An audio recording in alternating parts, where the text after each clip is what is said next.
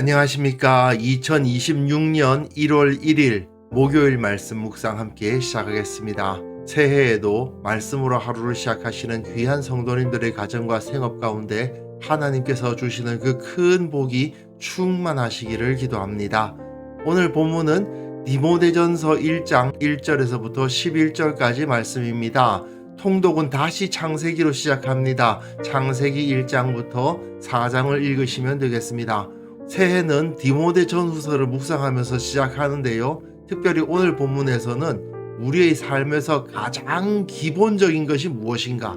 우리가 교회를 섬기고 하나님을 섬기기 위해서 가장 기초적인 것은 바로 말씀을 바르게 아는 것이다 라는 것을 확인시키는 본문입니다. 그럼 먼저 말씀을 보시고 묵상을 이어나갔으면 좋겠습니다.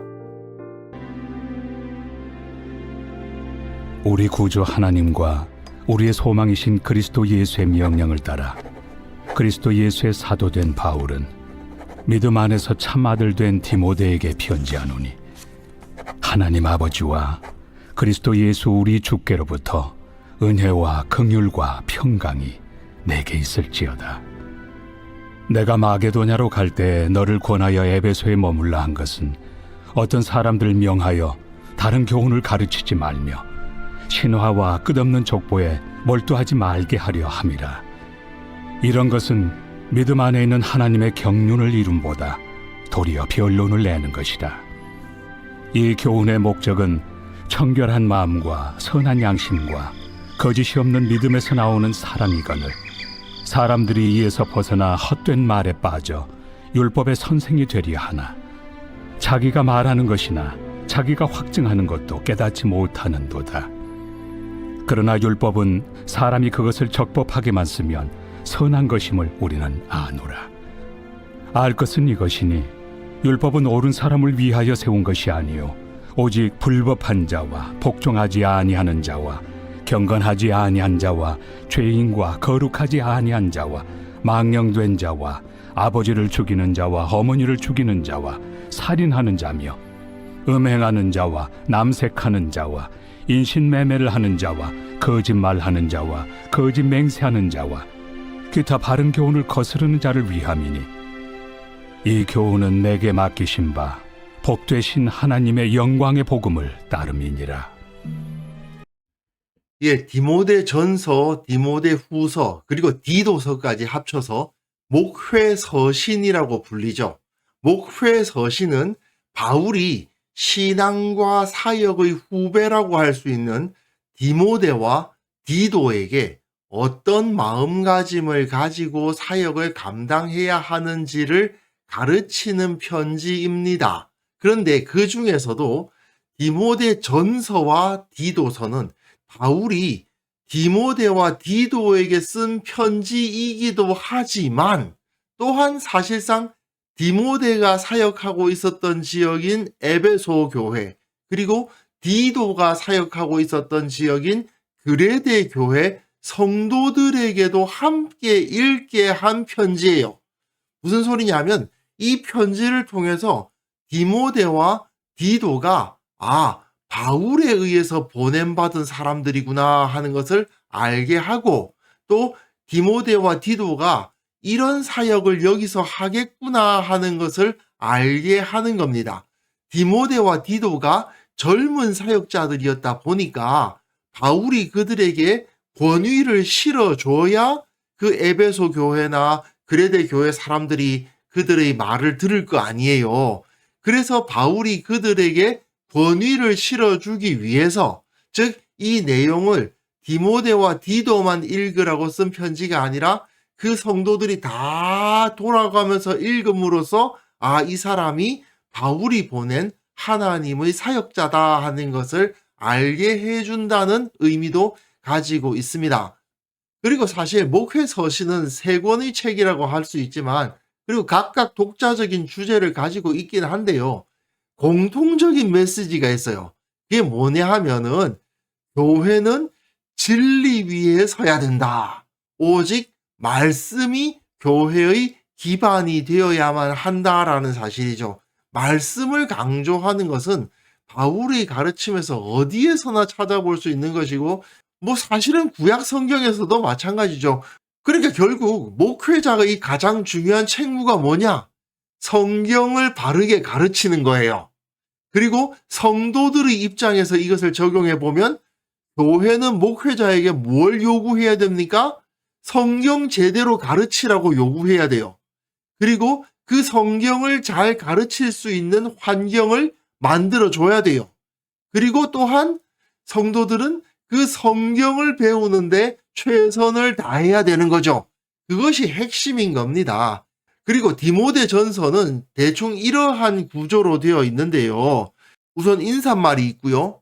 그 다음에 바로 거짓 교사들을 대항하라고 하는 가르침이 1장 3절부터 17절까지 이어지는데 오늘 본문은 1장 1절부터 11절까지인데 1장 1절과 2절은 인사말이고 그리고 그 다음 부분은 저 거짓 교사들과 달리 저들이 행하는 것처럼 하지 말고 율법을 하나님의 말씀을 바르게 가르쳐라. 이런 내용입니다.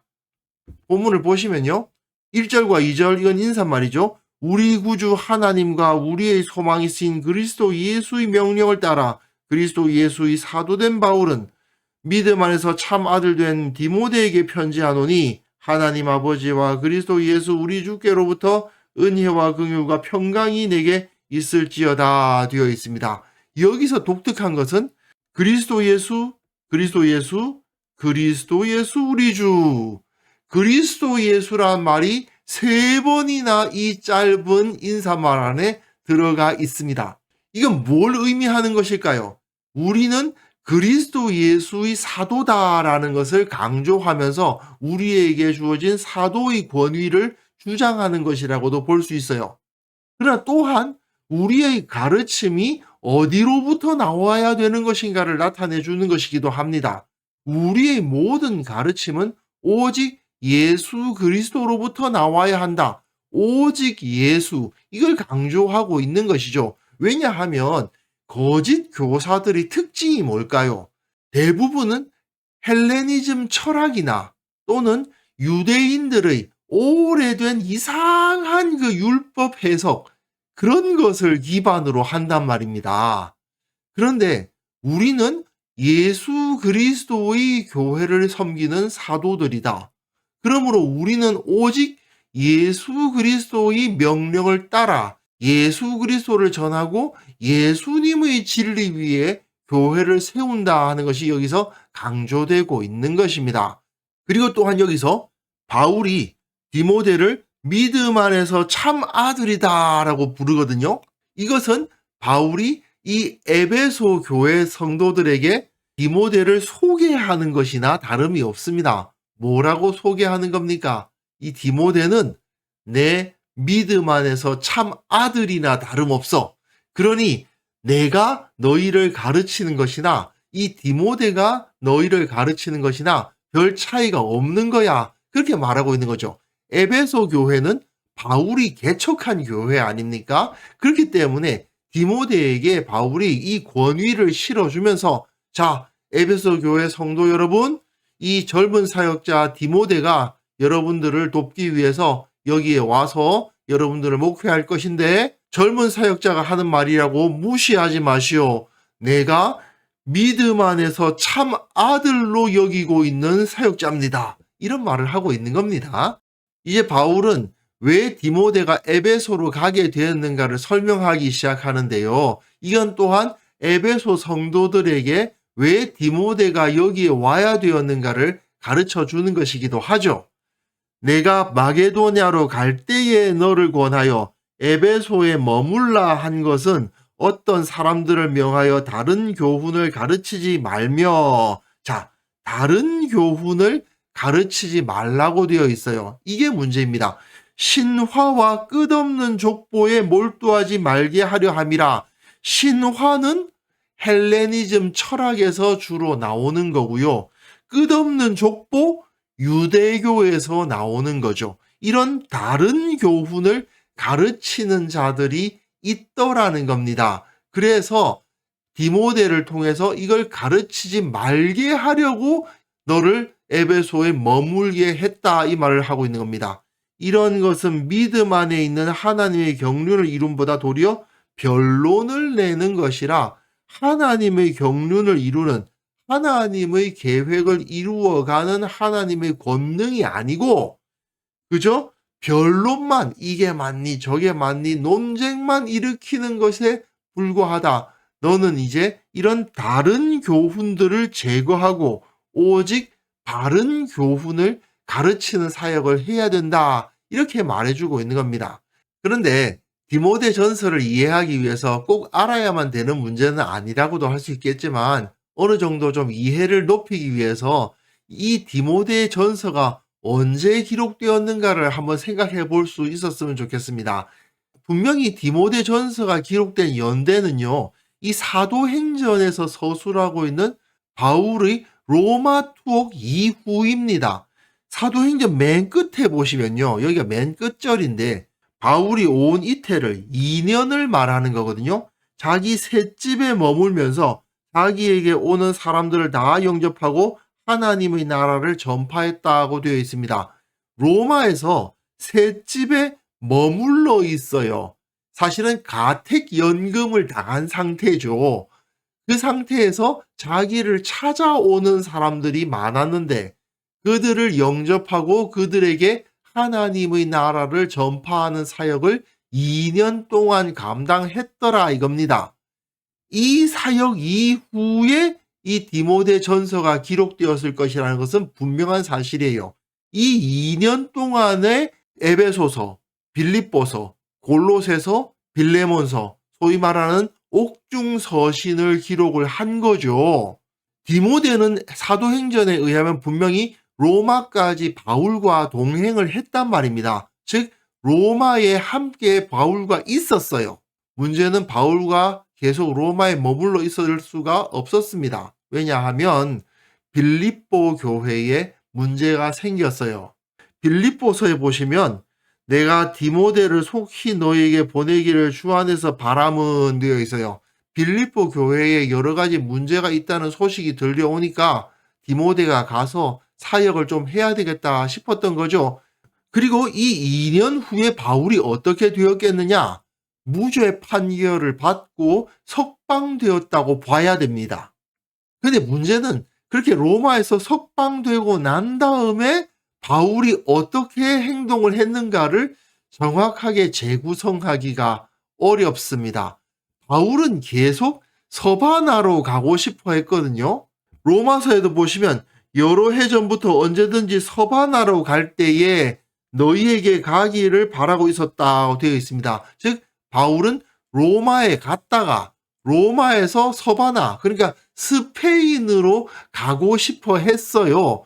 로마 교회의 후원을 받아서 스페인 선교를 하고 싶었던 것이 바울이었습니다. 그런데 문제는 바울이 정말 스페인으로 갈 수 있었냐 없었냐는 정확하게 알 수가 없어요. 다만 지금 스페인의 티라고나라는 지역에 바울 기념 교회가 있답니다. 그러니까 바울이 여기 와서 선교를 했다는 전승이 있습니다. 그래서 진짜 바울이 거기 가서 선교를 했는지 안 했는지에 대한 확실한 증거는 없지만 이런 기념 교회가 있는 걸 보면 스페인까지 갔던 거 아니겠느냐라고 보기도 합니다. 하지만 오늘 본문만을 보면요. 로마에서 석방된 후에 디모데를 에베소에서 만났다고 되어 있단 말이죠. 지도로 한번 설명을 해드릴게요. 바울과 디모데는 로마에 있었습니다. 그런데 바울은 로마에 갇혀서 2년 동안을 보냈는데 빌립보 교회에 문제가 생기니까 바울은 디모데를 마게도냐로 보냅니다. 여기 데살로니가만 표시되어 있는데 데살로니가 옆에 빌립보가 있거든요. 이 지역으로 보냈습니다. 그러니까 바울은 여기에 있고 디모데는 여기에 있어요. 그런데 2년이 지나서 바울이 석방되고 난 다음에 디모데를 어디서 만나느냐? 에베소에서 만난단 말입니다. 그러면 바울이 스페인에 갔다가 왔냐? 아니면은 바로 에베소로 갔냐? 요게 좀 애매합니다. 어쨌든 바울이 에베소에 와서 빌립보에서 사역하던 디모데를 불렀을까? 아니면 이전부터 디모데가 빌립보와 에베소를 왔다 갔다 하면서 사역을 하고 있었는데 로마에서 풀려난 바울이 에베소에 간 김에 디모데를 만났을까? 요게 좀 애매합니다. 하지만 분명한 사실은 빌립보로 보냈던 디모데가 이제는 에베소 교회에서 사역을 전담하게 됐다는 거예요. 그 이전에는 에베소와 빌립보를 왔다 갔다 하면서 사역했을 수도 있고 또는 빌립보에서만 있었을 수도 있는데 중요한 것은 이제는 에베소 교회를 디모데가 맡아야 된다는 거죠. 그리고 바울은 어디로 가요? 마게도냐로 간다고 되어 있습니다. 마게도냐에 빌립보가 있거든요. 빌립보와 데살로니가 교회가 있는데 그러면 바울은 로마에서 스페인 갔다가 에베소에 가서 디모데를 만나고 다시 마게도냐로 가는 도중에 디모데는 에베소에 남아있게 했다라고 볼 수가 있습니다. 단 여기 스페인으로 갔는지 안 갔는지는 불분명합니다. 이 교훈의 목적은 청결한 마음과 선한 양심과 거짓이 없는 믿음에서 나오는 사랑이거늘 사람들이 이에서 벗어나 헛된 말에 빠져 헛된 말 어떤 말이에요? 여기 나와 있죠. 신화와 끝없는 족보, 헬레니즘 철학과 유대교에 빠져가지고 율법의 선생이 되려 하나 율법을 나름대로 가르치려고 하는데 각종 개똥 철학들이 다 나오는 거죠. 그래서 그들이 자기가 말하는 것이나 자기가 확증하는 것도 깨닫지 못하는도다. 제대로 알지도 못하면서 철학 갖다 끌어대고 유대교 갖다 끌어대고 여기저기서 각종 지식들을 갖다 끌어대고는 그걸 가지고 진리랍시고 막 사람들을 가르쳐대는 겁니다. 그리고 또 그렇게 막 복잡하게 가르치다 보면은 이 사람이 좀 학식이 높아 보이기도 하잖아요. 그러면서 거기서 어느 정도 존경도 받고 뭔가 대단한 지식을 가지고 있는 것이냐 꾸밀 수도 있는 거죠. 하지만 바울은 에베소의 교인들에게 이렇게 가르치는 거죠. 에베소 교인들아, 디모데의 가르침을 들어야지 다른 자들의 가르침 듣지 마라.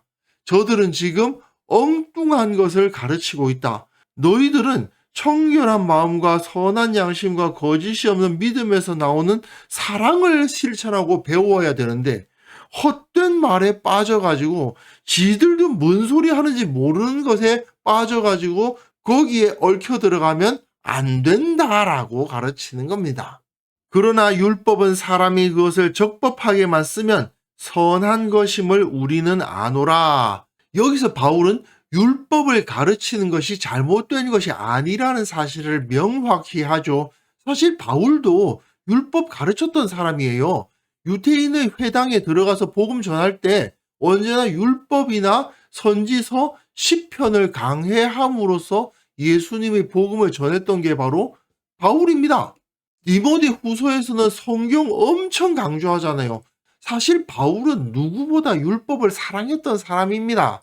하지만 율법의 용도가 무엇인지 제대로 알지 못하면 엉뚱한 소리 하게 된다라고 가르치는 겁니다. 그러므로 율법은 적법하게 써야지 선한 것이 된다라고 가르치고요.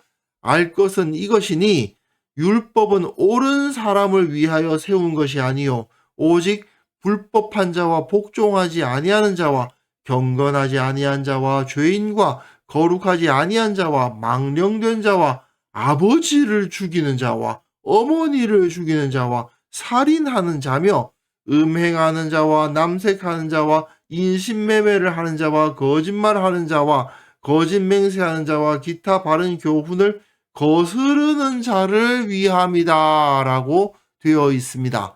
아니 이런 죄인들을 위해서 율법이 필요하다고요? 예, 이후에 내일 본문에 보시면 바울이 자기를 죄인 중에 괴수라고 그래요. 이것은요, 내가 율법을 많이 알기 때문에 인정받아야 되고 높은 자리에 앉아야 되고 박수를 받아야 되고 많은 수입을 얻어야 된다고 가르치는 자들이 엉터리다라는 것을 말해주기 위한 표현인 겁니다. 율법은 죄인들을 위한 것이야. 너희들이 율법을 공부하면서 내가 이런 존재다. 실제로 아버지 죽이고 어머니 죽이고 살인하고 음행하고 남색하고 인신매매하고 이런 죄를 저지르지 않았다 하더라도 내가 율법을 공부하고 있는 이유는 무엇이냐? 내가 죄인이다 하는 것을 처절하게 깨닫게 하기 위해서 율법이 존재하는 거다라고 말하는 거예요. 그래서 내일 본문에 보시면 바울이 나는 죄인 중에 괴수다. 그런 얘기를 합니다. 내가 사도로서 부르심을 받았지만 형편없는 죄인이다. 그런데 하나님의 말씀은, 율법은 이런 죄인들을 위한 것이고 자기가 정말 어쩔 수 없는 죄인이구나라는 것을 고백하면서 하나님 앞에 무릎 꿇고 나아가는 자들을 위해서 율법이 존재하는 것이다. 그 이야기를 하는 거예요. 그래서 이 교훈은 내게 맡기신 바 복되신 하나님의 영광의 복음을 따름이니라. 영광의 복음으로 이 율법이 적법하게 바르게 해석될 수 있는 것이다. 그 말이죠. 그런데 거짓 교사들은 어떻게 하는 자들입니까? 자기가 현란한 말솜씨로 각종 철학과 유대교의 전통과 이런 것들을 갖다 대면서 보라, 이 얼마나 놀라운 진리인가 이렇게 가르친단 말이죠. 그러면서 자기가 대단한 지식을 갖추고 있다고 자랑하는 그러한 모습들을 보이는데 그것들은 모두 다 그리스도 예수의 복음과 관련되지 않은 헛된 것들이기 때문에 그것들을 멀리하라. 이 이야기를 하기 위해서 이렇게 편지를 시작하고 있는 것이죠. 자, 오늘 우리가 디모데전서 묵상을 시작합니다마는 오직 말씀 위에 서는 것이 중요하다는 것을 다시 한번 재확인했으면 좋겠습니다. 그리고요, 가끔 교회 내에서 그런 분들 발견할 수 있는데 엄청 대단한 지식을 가지고 있는 것이냐 자랑하시는 분들이 있어요. 아주 막 신비로운 느낌을 갖도록 하면서 이런저런 말을 길게 하시는 분들이 있습니다. 그런데 그리스도 예수의 복음과 관련되지 않은 헛된 가르침일 가능성이 상당히 높고요. 이단들, 사이비들이 그런 가르침을 많이 주고 있습니다. 그런 거짓에 속지 말아야 되겠죠. 우리는 복음이 아닌 거짓된 가르침에 의한 혼란에서 벗어나야만 합니다. 그런데 안타깝게도 현대 교회에 이런 거짓된 가르침이 너무 많은 것도 사실인 것 같습니다. 우리는 확고한 진리 위에 공동체를 세워야 합니다. 세상은 점점 더 무지해져 가고요. 세속적이고 찰나적인 지식, 대단해 보이지만 알맹이는 없는 지식에 너무나도 이끌려가고 있는 상황에 있습니다. 이럴 때일수록 우리는 영원한 지식, 영원한 진리에 더욱 관심을 두어야 할 것입니다. 나의 신앙과 우리 교회를 말씀의 진리 위에 바르게 세우기 위해서 이 새해에는 어떤 노력이 필요할까 한번 생각해보는 그런 시간을 가졌으면 좋겠습니다. 그래서 이 시간 함께 기도하실 때에는요, 새해에도 오직 말씀을 의지하여 세상에서 승리하게 하시고 또한 교회를 아름답게 섬기는 자가 되게 하여 주옵소서. 우리 교회가 오직 말씀 위에 그 진리 위에 서게 하시고 특별히 가르치는 자들을 붙잡아 주셔서 성령의 능력으로 그들이 올바른 가르침을 주게 하옵소서. 함께 기도하는 시간 가졌으면 합니다.